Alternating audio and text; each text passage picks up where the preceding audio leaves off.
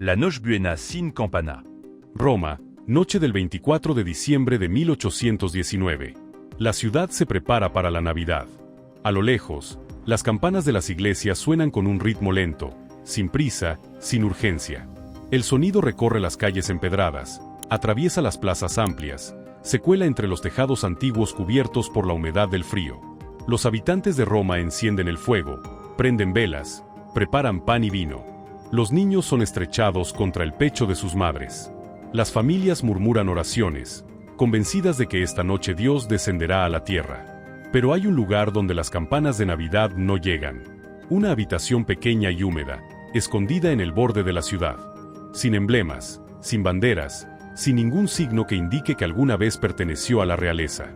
Las paredes están cubiertas de cal gris descascarada, manchada por los años. El viento invernal silba a través de una ventana estrecha, trayendo consigo el frío cortante de diciembre. Dentro de esa habitación, la única luz proviene de una pequeña vela. La llama es débil, temblorosa, como si una simple ráfaga pudiera apagarla. Su luz amarillenta no alcanza para iluminarlo todo, apenas lo suficiente para distinguir la silueta de una mujer anciana tendida e inmóvil sobre una vieja cama de madera. Ella respira. Cada respiración es pesada, ronca, entrecortada. El pecho sube y baja con dificultad, como si luchara contra los últimos restos de vida. El cabello canoso, desordenado, se extiende sobre la almohada. El rostro hundido, la piel grisácea por la enfermedad y la edad. Las manos delgadas descansan sobre el pecho, sin fuerza ya para aferrarse a nada. Nadie se arrodilla junto a su cama para rezar. No hay sacerdote personal, ni misa solemne, ni palabras de bendición para quien está a punto de abandonar este mundo. En esa habitación solo existe el silencio, espeso, casi asfixiante.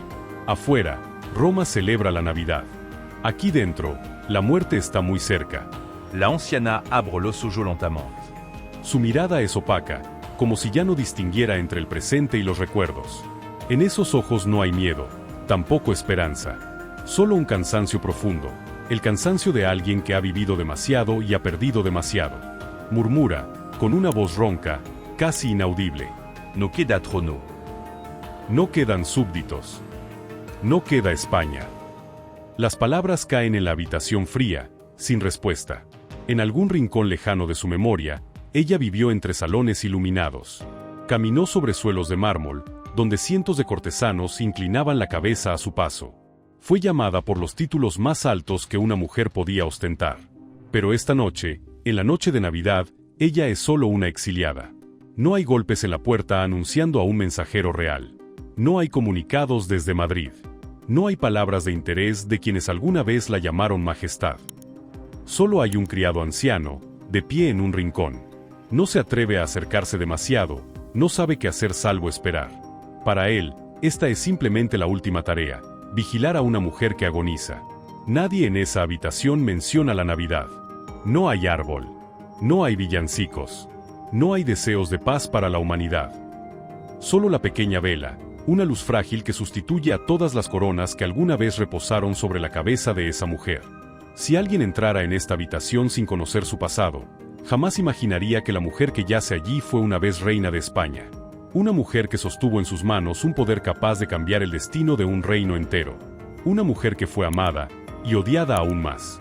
Una mujer que estuvo en el centro de maldiciones, rumores y culpas que la historia cargó sobre sus hombros.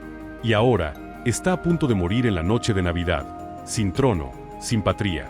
Antes de que esta historia continúe, permíteme hacerte una pregunta. ¿Alguna vez te has preguntado si la historia ha contado toda la verdad sobre las mujeres poderosas? ¿O solo conserva aquello que le resulta conveniente para juzgarlas? Si estás escuchando esta historia, si puedes sentir el frío de esa habitación, de esa noche de Navidad, cursor blanco con forma de mano hacia la derecha, dale like y suscríbete al canal La Otra Cara de la Historia. Cada suscripción es una forma de permitir que historias olvidadas como esta sean contadas de nuevo, con calma, en profundidad y con mayor justicia. Ahora, volvamos a esa habitación oscura. La llama de la vela tiembla. La anciana cierra los ojos. Por un instante, las imágenes del pasado regresan como una ola. El Palacio de Madrid, las ceremonias fastuosas, las miradas cargadas de miedo y desprecio. Recuerda quién fue, y recuerda con claridad todo lo que perdió. La Navidad es el día del perdón. Pero parece que, en esta vida, nadie vino a perdonarla. Afuera, las campanas siguen sonando. Dentro de esa pequeña habitación, la historia cierra en silencio el destino de una mujer a la que el mundo nunca dejó de juzgar. Y su nombre, solo sera pronunciado al final. Parma no era un gran reino, pero era lo suficientemente elegante como para ocultar la verdad más cruel de la realeza. Los niños no nacen para vivir su propia vida. Nacen para convertirse en puntos sobre un mapa, sellos en tratados, matrimonios firmados antes incluso de comprender qué es el amor. En Parma, el invierno también es frío. Un frío propio de las antiguas ciudades italianas. No hace falta nieve, basta con muros de piedra gruesos y el viento silbando por los largos pasillos para que la soledad se instale. En esos pasillos creció una niña, rodeada por los pasos de los tutores, el roce de los vestidos de las damas y los suspiros finos como niebla de mujeres que ya conocían su destino. La niña llevaba un nombre largo y solemne, como un rosario. Pero la historia la recordaría con un nombre más corto, y con juicios mucho más largos. Nació en una familia noble italiana, envuelta en seda y protocolo. Desde pequeña le enseñaron a caminar con la espalda recta, a no inclinar demasiado la cabeza, a no sostener la mirada más de lo debido. Le enseñaron a sonreír lo justo, ni demasiado, para no parecer arrogante, ni demasiado poco, para no parecer débil. Aprendió francés, aprendió la Biblia, aprendió música, aprendió a saludar con el ángulo correcto ante quienes tenían mayor rango. Aprendió todo, excepto una cosa esencial para cualquier niño, que alguien le preguntara qué deseaba. En Parma, cada elogio dirigido a ella llevaba una sombra. Esa niña tiene el rostro perfecto para ser reina. Tiene unos ojos que saben guardar secretos. Tiene el porte de quien nació para ser observada. No eran elogios para una niña. Eran valoraciones, como se valora un objeto precioso, bello, adecuado, útil para el intercambio. Desde muy temprano, las conversaciones sobre su futuro se celebraron en salas donde ella nunca tuvo permiso de entrar.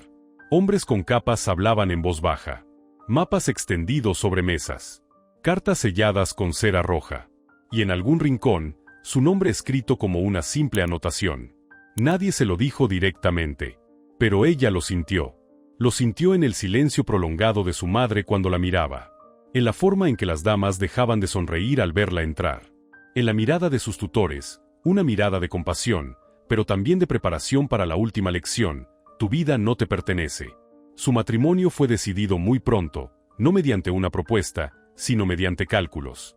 Y el hombre con quien se casaría, un príncipe de España, era para ella solo un nombre, tan distante como una tierra lejana: Madrid, la corte de los Borbones, enormes salones y reglas donde un solo error podía convertir a una mujer en el hazmerreír de todo un reino.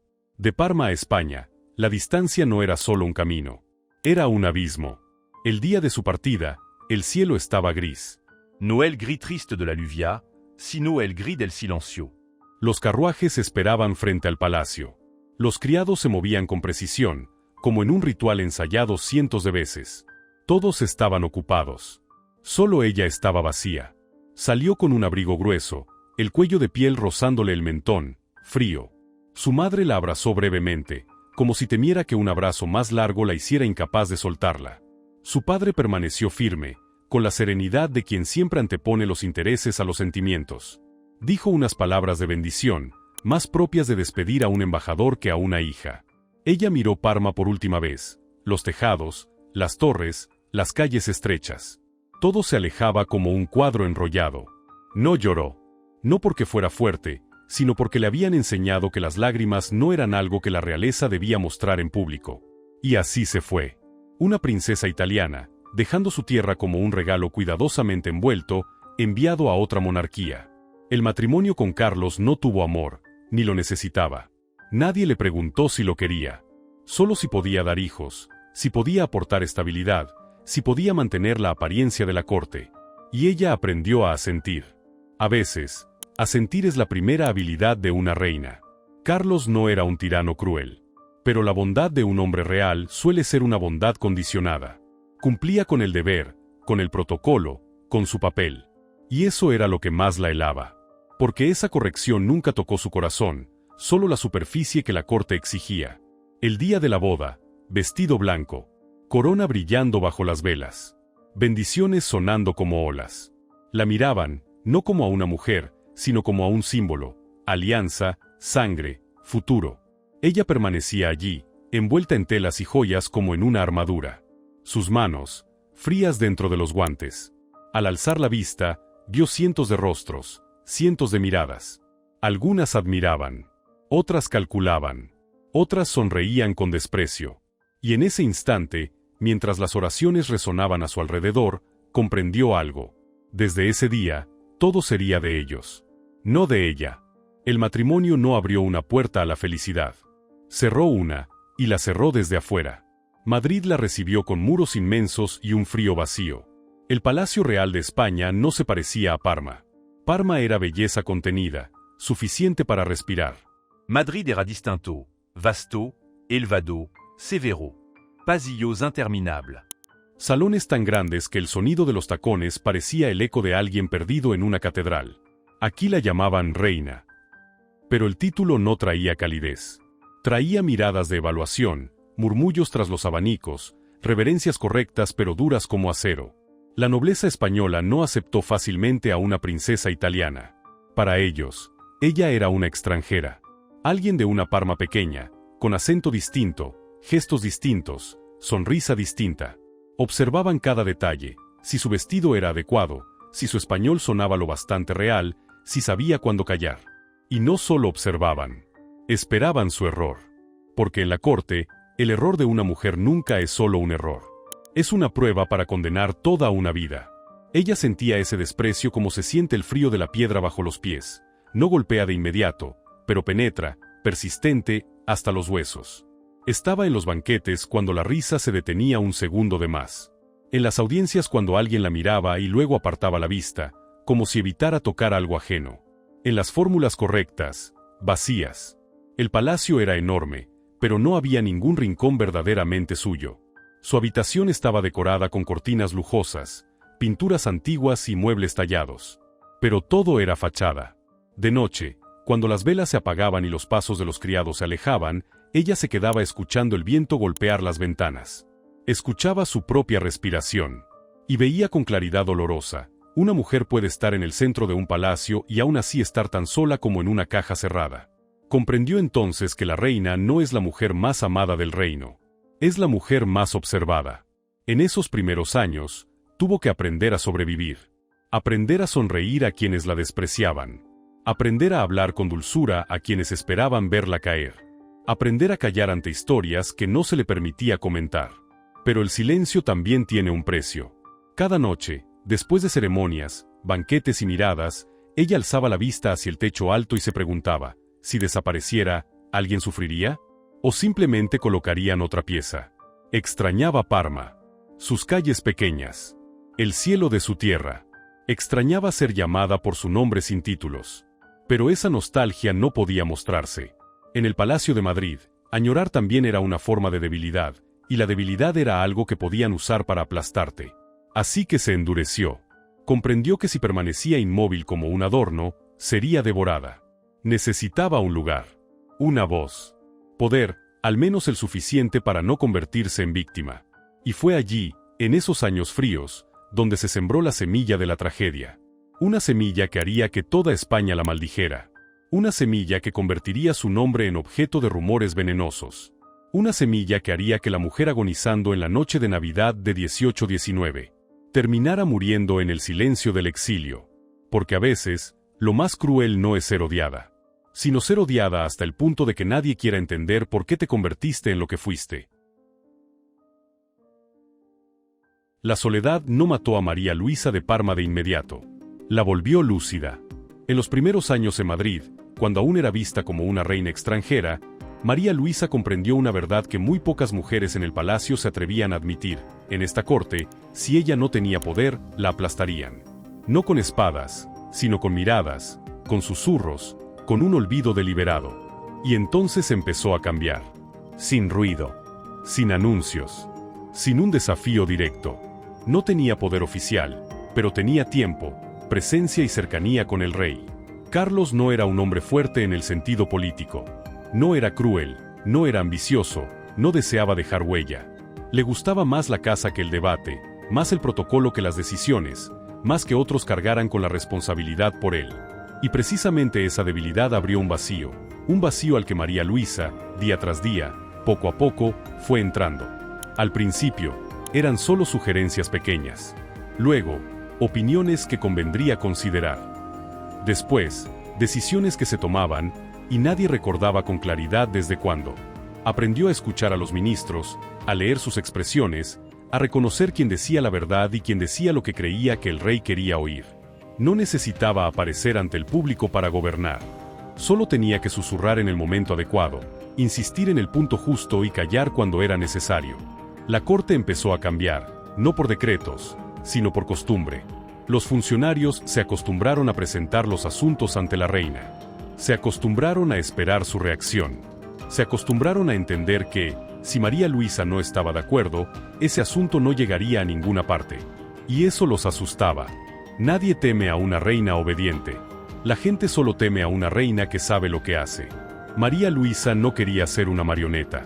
Tampoco quería ser un símbolo. Quería controlar. No por pura ambición, sino porque no soportaba que la trataran como un adorno. Pero la historia nunca perdona a las mujeres que salen del papel que les fue escrito. En cuanto su poder se volvió evidente, los susurros empezaron a expandirse. Al principio, eran bromas a medias en los banquetes.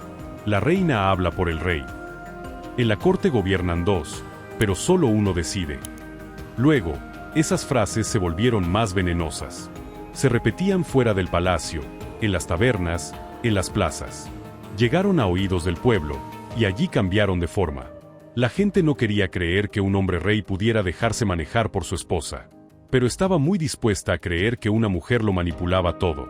Y entonces empezaron a tejerse historias. Que ella era codiciosa. Que era lasciva. Que usaba su belleza para comprar poder. Que cada decisión equivocada de la corte nacía de ella. No hacía falta prueba alguna. Solo una voz lo bastante segura, lo bastante cruel. En la España de aquella época, el poder de una mujer nunca era reconocido como poder. Siempre era convertido en escándalo. Un ministro que fracasaba, era porque la reina lo había manipulado. Un tratado desfavorable, era porque la reina había intervenido. Una decisión que indignaba, era porque la reina la había instigado. Los hombres que movían las piezas en el tablero político casi desaparecían del relato. Se volvían un fondo borroso. Y María Luisa se convertía en el rostro de cada error. Y aún así no era suficiente. El pueblo necesitaba una imagen más fácil de recordar. Un símbolo sobre el que descargar su rabia. Lo encontró en el escándalo. Los rumores sobre la vida privada de la reina se propagaron más rápido que cualquier comunicado oficial. Se contaban con una especie de deleite, se exageraban cada vez que pasaban de boca en boca. Nadie comprobaba, nadie necesitaba la verdad, porque la verdad no era tan interesante como una reina maldita. María Luisa fue descrita como una mujer sin vergüenza, rompiendo todas las normas. Las calumnias contra ella no buscaban solo derribar su poder, sino arrebatarle la dignidad. Porque cuando a una mujer se la considera inmoral, todo lo que hace puede ser visto como incorrecto. Nadie preguntó. Si ella no intervenía, ¿la habrían pisoteado? Si ella callaba, ¿habría tenido paz? La historia no hace esas preguntas. Solo deja constancia del juicio. Y entonces, de reina polémica, María Luisa se convirtió en una maldición. En cuentos populares, en rumores de taberna, su nombre quedó unido a la decadencia. La gente decía que España se hundía por su culpa, que la corte se pudría por ella, que todo lo malo empezó desde que ella apareció. Nadie recordaba que el país estaba atrapado entre las olas violentas de Europa. Nadie mencionaba fuerzas mayores, guerras fuera del control de cualquier individuo.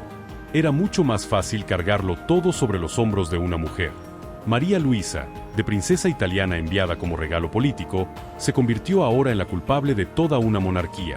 Y lo más irónico es que ella lo sabía. Sabía que el pueblo la odiaba.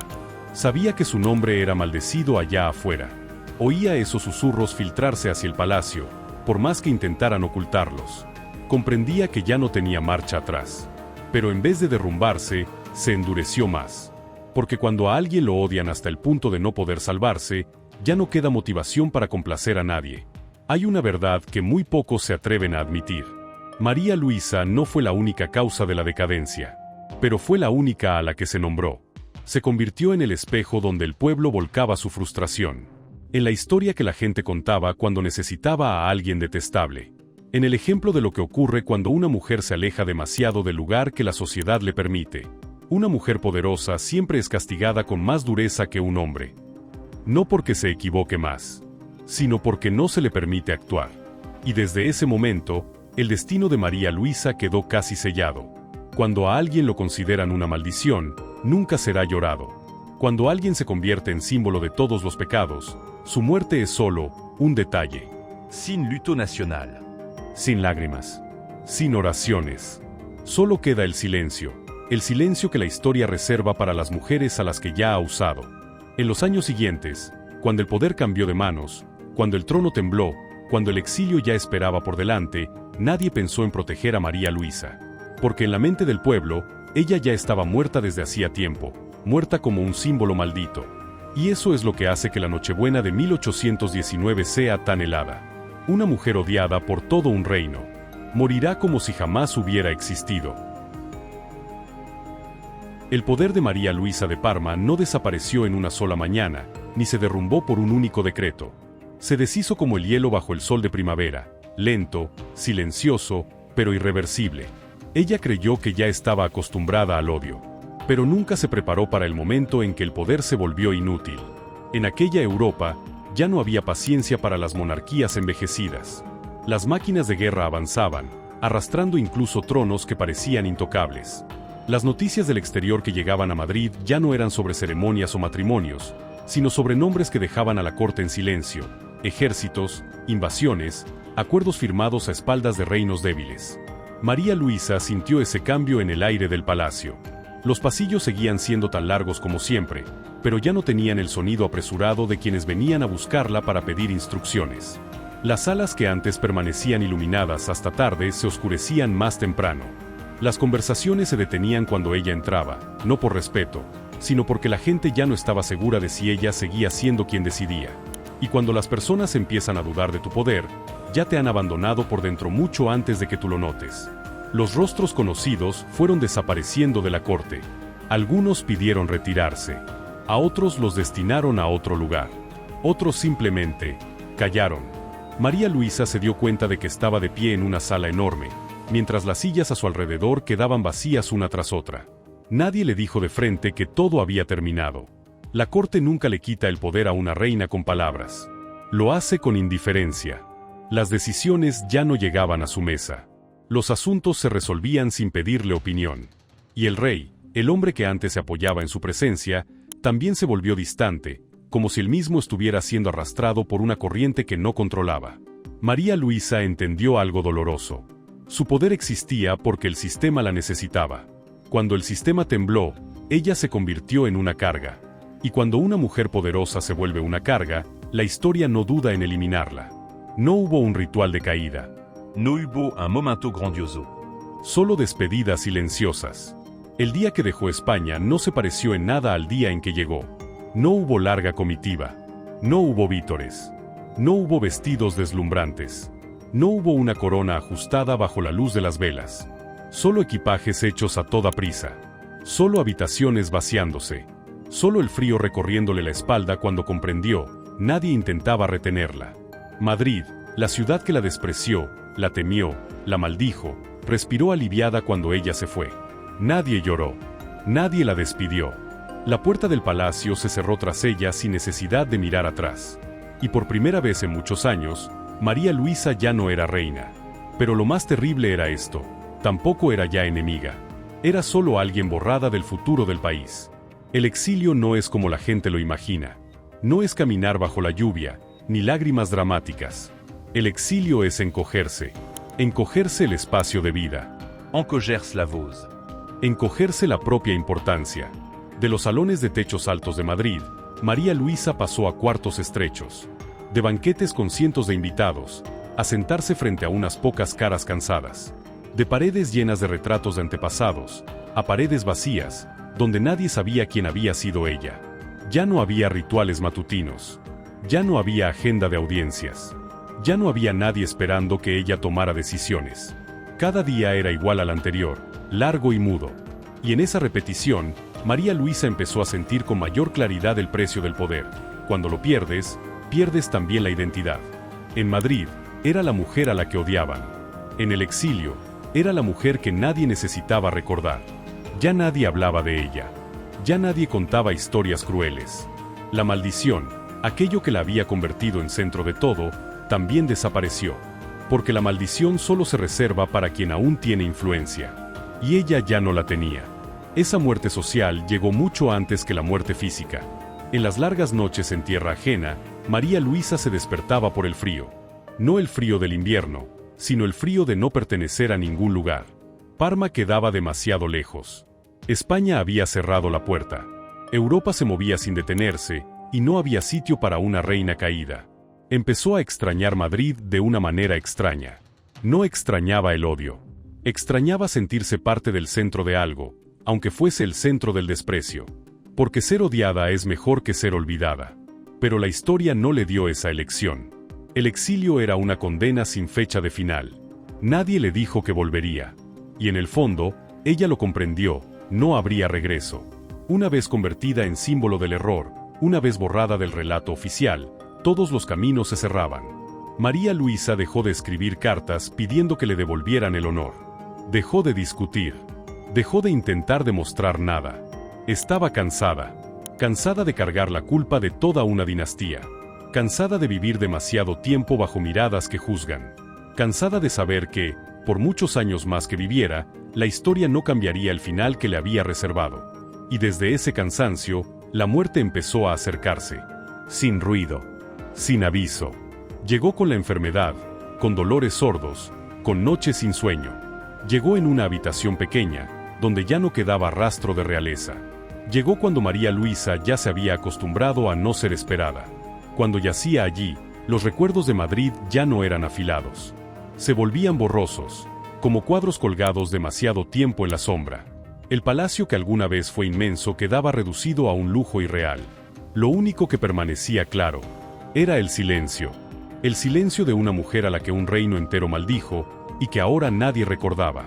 Y en ese silencio, María Luisa avanzó paso a paso hacia la Nochebuena de 1819, donde su historia, sin trono, sin patria, sin honor, se cerraría. La primera Navidad en el exilio llegó sin necesidad de avisos. Nadie llamó a la puerta para anunciar que la Navidad había llegado. No había un calendario de ceremonias colgado en la pared. No había lista de audiencias. No había misa real. No había villancicos reservados para una corte que alguna vez existió. Solo era una mañana normal de invierno, un poco más fría que los días anteriores. María Luisa se dio cuenta de que la Navidad había llegado no por las campanas de la iglesia, sino por un silencio inusual. La ciudad en la que vivía se ralentizó. La gente se quedaba más en casa. Las calles que solían ser ruidosas de pronto quedaron más vacías. Un olor suave a pan tostado se extendía en el aire, un olor cálido que recordaba que hoy era un día especial. Pero esa especialidad no tenía nada que ver con ella. Nadie vino a felicitarla. Nadie le envió oraciones. Nadie mencionó que había sido reina de España.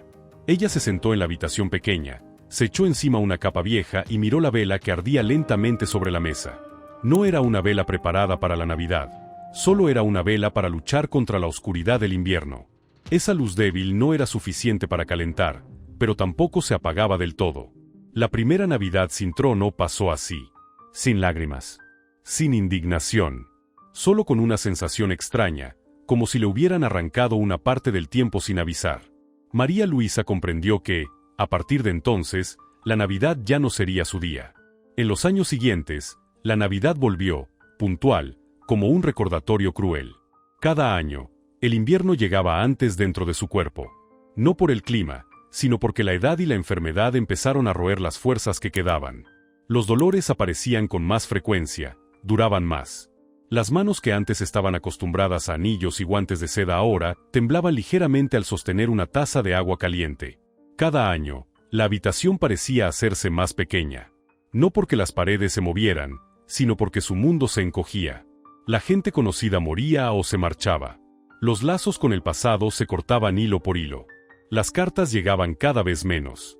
Las noticias de España se volvían fragmentos lejanos, y ya no la mencionaban, como si ese nombre jamás hubiera existido. Y cada año, cuando llegaba la Navidad, María Luisa se daba cuenta de una cosa. El olvido es más frío que el odio. Cuando te odian, al menos sigue siendo algo en la mente de los demás. Cuando te olvidan, te conviertes en un vacío. Las campanas navideñas seguían sonando en las iglesias. Ella las oía desde lejos, atravesando los tejados, colándose en la pequeña habitación alquilada. Ese sonido antes estaba ligado al poder, al protocolo, a cientos de personas arrodilladas rezando por una corte. Ahora, era solo un sonido que no era para ella. Hubo noches de Navidad en las que María Luisa no dormía. Se quedaba allí, escuchando el viento tras la ventana, y los recuerdos encontraban el camino de regreso. No eran los momentos gloriosos, eso ya quedaba demasiado lejos, sino detalles pequeños, humanos, la luz en un pasillo del palacio, el olor de las velas en la capilla, el frío al salir al balcón de Madrid en invierno. Esos recuerdos no la consolaban. Solo hacían más visible el contraste. El palacio de antes, techos altos, muros gruesos, luz reflejada en el mármol. La habitación de ahora, baja, estrecha, paredes vacías, una luz de vela débil. Antes, la Navidad era el momento en que ella debía aparecer. Ahora, la Navidad era el momento en que ella desaparecía. Ella pensó que ya estaba acostumbrada a la soledad. Pero la Navidad demostraba lo contrario. Porque estar sola en un día cualquiera es una cosa. Estar sola en un día en el que el mundo entero se recuerda a sí mismo la familia, la reunión, el perdón, es un corte mucho más profundo. Año tras año, María Luisa envejeció con rapidez. Nadie percibía ese cambio, salvo ella misma. No había pintores para registrar su nuevo rostro. No había modistas para tomarle medidas de nuevo. No había ceremonias que marcaran la edad de la realeza. Envejecía como una desconocida, en silencio, sin testigos, sin dejar huella. La enfermedad la debilitaba. Los dolores ya no se iban al cabo de unos días. Se quedaban, sordos, como un recordatorio de que ese cuerpo había llegado demasiado lejos. Pero ella no se quejaba. Quejarse requiere a alguien que escuche, y ella ya estaba acostumbrada a que no hubiera nadie. Cada vez que llegaba la Navidad, el criado anciano le preguntaba si quería hacer algo especial. Una comida un poco mejor. Una vela nueva. Una oración. María Luisa solía negar con la cabeza. No porque hubiera perdido la fe, sino porque ya no tenía un papel en esa festividad. La Navidad es el día de un nacimiento, de un comienzo. Y ella estaba muy cerca del final. Hubo años en los que intentó recordar la primera Navidad en Madrid. Recordaba la luz brillante del palacio. Recordaba los saludos resonando en el gran salón. Recordaba la sensación de que todas las miradas se volvían hacia ella. Pero esos recuerdos se volvían cada vez más borrosos. No porque fallara su memoria, sino porque ya no encajaban con la mujer que ella era ahora. Como si aquella hubiera sido la vida de otra persona, una mujer a la que había conocido, pero que ya no reconocía. Y luego, llegó un momento en que María Luisa dejó de contar Navidades. Ya no recordaba cuántas eran en el exilio. Solo sabía que cada año el invierno llegaba más rápido, más pesado. Y cada año, ella se sentía más ligera, no en un sentido bueno, sino como alguien que se va alejando del mundo. Las campanas seguían sonando. Pero no decían su nombre. No la esperaban. No eran para ella. En las últimas Navidades, María Luisa solía sentarse durante mucho tiempo junto a la ventana. Miraba la calle estrecha, donde la gente caminaba deprisa en el frío. Había niños tirando de la mano de sus padres. Había familias cargando comida, riendo. Había luz tras las ventanas, una luz que ella no tenía. No sentía envidia. Solo se sentía, lejos. Lejos, como si estuviera fuera del tiempo, mirando cómo el mundo continuaba sin necesitarla. Y en esos instantes, una idea silenciosa tomaba forma. Tal vez la historia había decidido desde hacía tiempo que su muerte no interrumpiría la cena navideña de nadie. Esa idea no la asustaba. Solo la cansaba. Cansada de haber vivido demasiado tiempo en un papel escrito por otros. Cansada de cargar con demasiadas culpas que no eran del todo suyas. Cansada de comprender que, rezara o no, la Navidad seguiría llegando, y yéndose, sin mirar atrás. Y entonces, llegó otro invierno. No distinto de los anteriores, solo un poco más frío. Su cuerpo un poco más débil. Su respiración un poco más corta. Y la habitación parecía más oscura, aunque la vela siguiera ardiendo. María Luisa no sabía, o tal vez lo sabía, pero no lo decía, que esa sería su última Navidad. Las campanas de Navidad seguían sonando en algún lugar allá afuera, pero seguían sin ser para ella. Y fue en esa repetición, en esas navidades que pasaban sin que nadie las recordara, como María Luisa avanzó despacio, muy despacio, hacia la noche del 24 al 25 de diciembre de 1819, donde el silencio ya no se prolongaría más. La noche del 24 de diciembre de 1819 llegó muy lentamente, no porque el tiempo se alargara, sino porque el cuerpo de María Luisa ya no tenía fuerzas para seguirle el ritmo. Cada minuto era pesado, como si el aire dentro de la habitación se hubiera espesado, empujando cada respiración fuera de su pecho. Ella permanecía inmóvil la mayor parte del tiempo, los ojos entrecerrados, los párpados temblando levemente al compás de un aliento débil.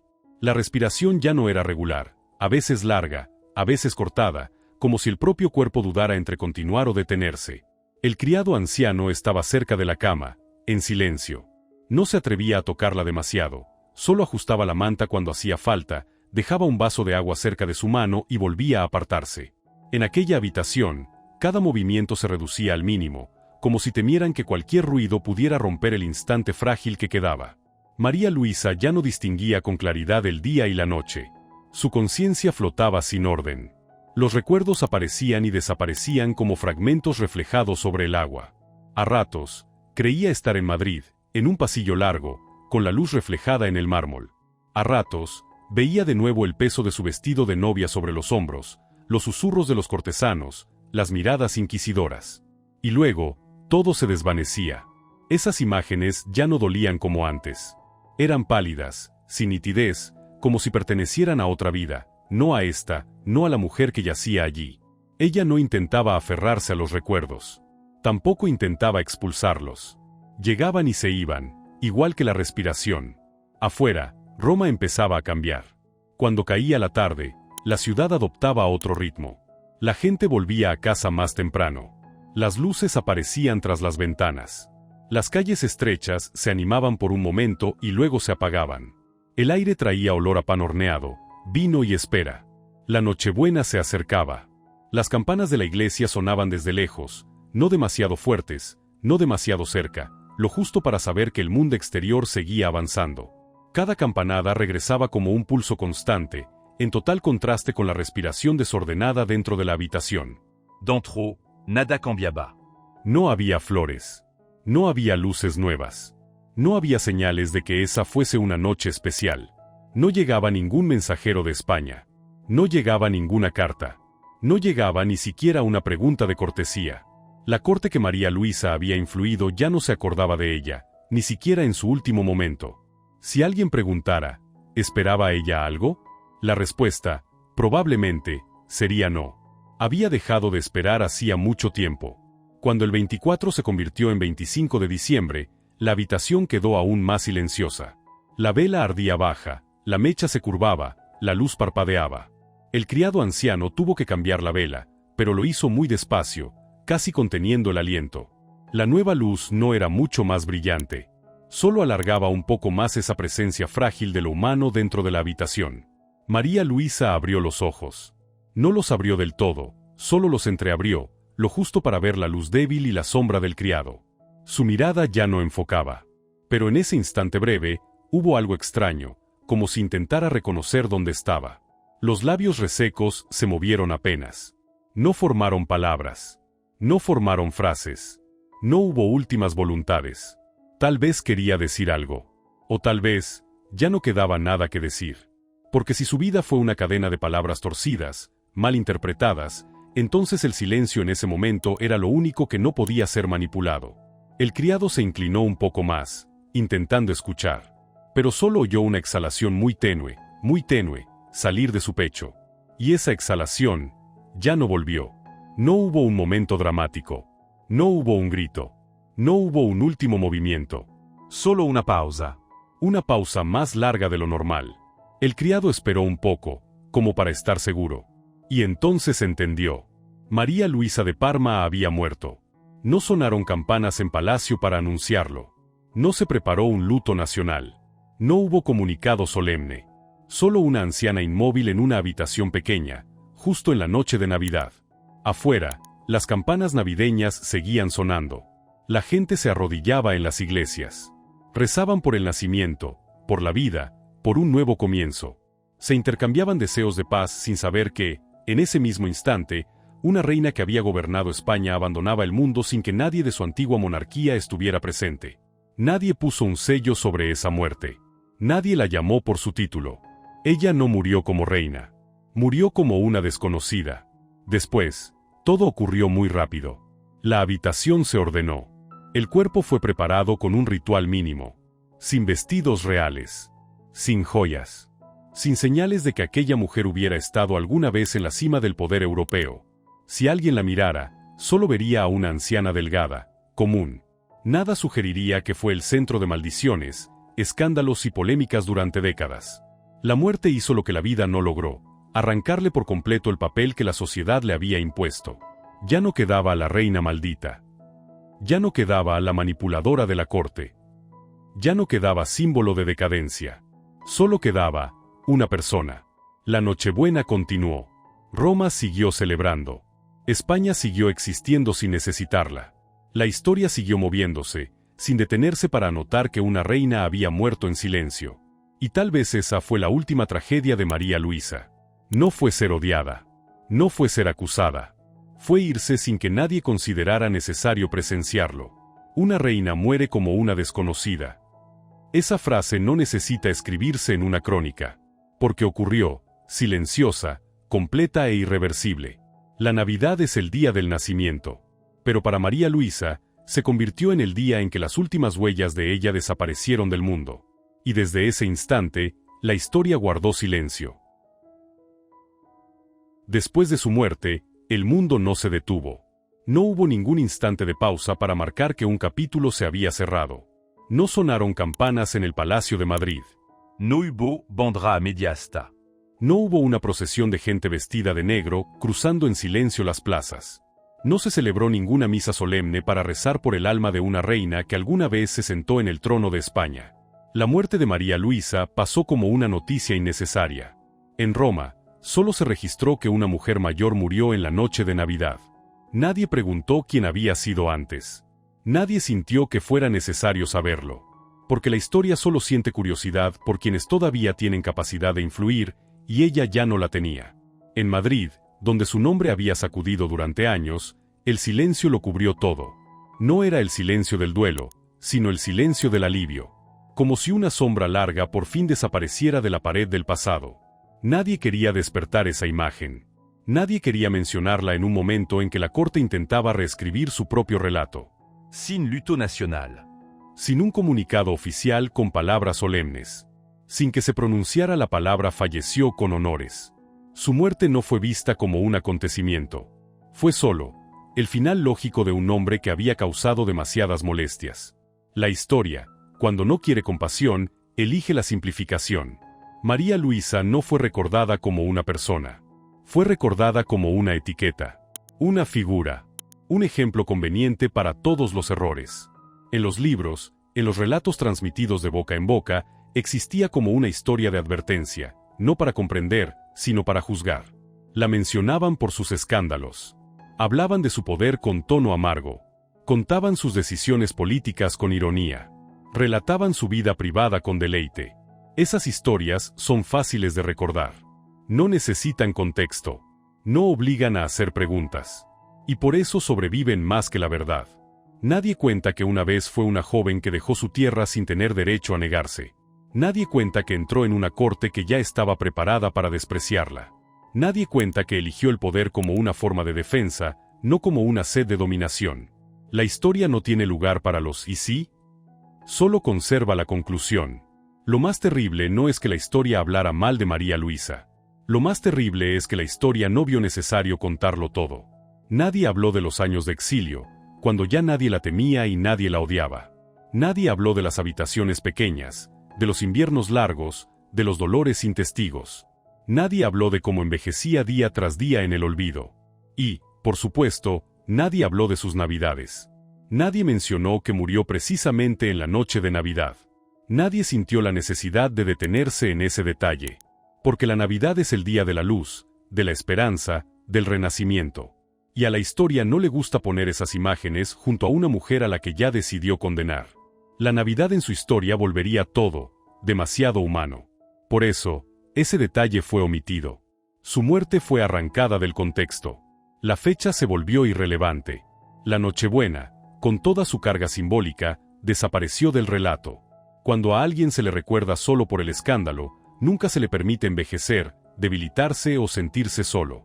María Luisa, en la historia, nunca jadea en una habitación pequeña en Roma. Nunca escucha las campanas de una iglesia desde lejos. Nunca pasa la Navidad sola. Nunca muere como una persona común. Siempre aparece como un personaje calculador, siempre lúcida, siempre peligrosa, siempre la causa de la decadencia. Esa imagen es útil. Ayuda a explicar cada fracaso sin mirar más hondo. Permite cargar la responsabilidad sobre un rostro familiar. Y, lo más importante, le evita a la historia enfrentarse a la complejidad humana. Nadie organizó un acto de recuerdo por ella. Nadie mencionó su nombre en aniversarios. Nadie contó su vida a los niños como una lección de tragedia. Ella desapareció del modo en que tantas mujeres poderosas desaparecen de la historia, no porque no fueran importantes, sino porque es demasiado difícil contarlas con justicia. Y así, el silencio lo cubrió todo. Un silencio que duró años. Un silencio que hizo olvidar que detrás del escándalo había una vida. Un silencio que convirtió la Nochebuena de 1819 en un día cualquiera dentro de una cronología. Pero el silencio también es una elección. La historia eligió el silencio sobre la muerte de María Luisa. Eligió contar su poder, pero no el precio. Eligió recordar la caída, pero no la soledad. Eligió juzgar, pero no escuchar. Y por eso esta historia necesita ser contada de nuevo. No para absolverla. No para glorificarla. Sino para devolver a la persona al interior de la historia. Para recordar que hubo una reina que murió en la noche de Navidad, sin trono, sin patria, sin luto oficial. Para recordar que detrás de las maldiciones hubo años de silencio que nadie quiso mencionar. Para recordar que la historia, a veces, es más cruel no cuando condena, sino cuando ni siquiera se molesta en contar más. Y desde ese silencio, la historia de María Luisa entra en su último capítulo. Las campanas de Navidad siguen sonando. No se sabe de qué iglesia. No se sabe para quién. Solo se sabe que ese sonido avanza lentamente por la noche, se cuela entre los tejados, cruza calles ya sumidas en la calma. No tiene prisa. No es triste.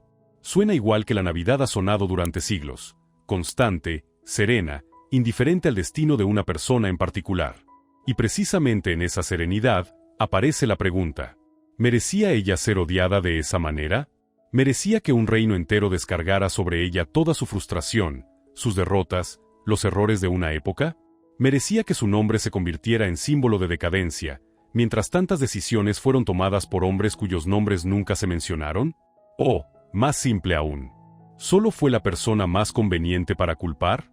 ¿Quién escribió la imagen de la reina pecadora? ¿El pueblo, que necesitaba a alguien a quien maldecir? ¿La corte, que necesitaba una sombra para ocultar su propia debilidad? ¿O la historia, siempre más fácil cuando juzga a una mujer poderosa? Esas preguntas no tienen una respuesta clara. Y quizá la historia nunca quiso realmente encontrarla. La Nochebuena de 1819 quedó muy atrás. La habitación pequeña donde una mujer dio su último aliento ya no existe. Quienes presenciaron ese instante también han desaparecido. Solo queda un nombre que se desvanece en los libros, mencionado más por el escándalo que por la comprensión. Las campanas de Navidad siguen sonando lejos, año tras año. Pero ya nadie recuerda que una reina murió en esa noche sagrada. Sin trono, sin patria, sin una oración que representara a la monarquía que ella encabezó alguna vez. Solo una persona, que se fue del mundo en silencio. La Navidad es el día del nacimiento, el día de la esperanza, el día del perdón. Pero la historia no la perdonó. Si has recorrido esta historia hasta aquí, si has escuchado cada invierno pasar por la vida de una mujer maldita, quizá también entiendas por qué historias así necesitan ser contadas de nuevo. No para invertir el bien y el mal, no para convertir la culpa en mérito, sino para recordarnos que la historia la escriben personas, y las personas siempre son más complejas que lo que queda escrito. Si esta historia te hizo pensar, dale like para apoyar el canal. Suscríbete, subscribe, para no perderte historias históricas oscuras, olvidadas, y pocas veces contadas con calma y justicia. Y si crees que hay más destinos como este que merecen ser escuchados, comparte el video, para que los nombres que fueron borrados no desaparezcan del todo en el silencio. Gracias por quedarte hasta la última campanada. Las campanas de Navidad siguen sonando. Un nombre olvidado. Una mujer que murió en la noche sagrada. Y esta historia es un recordatorio de que la historia, a veces, necesita ser escuchada de nuevo, con otra voz.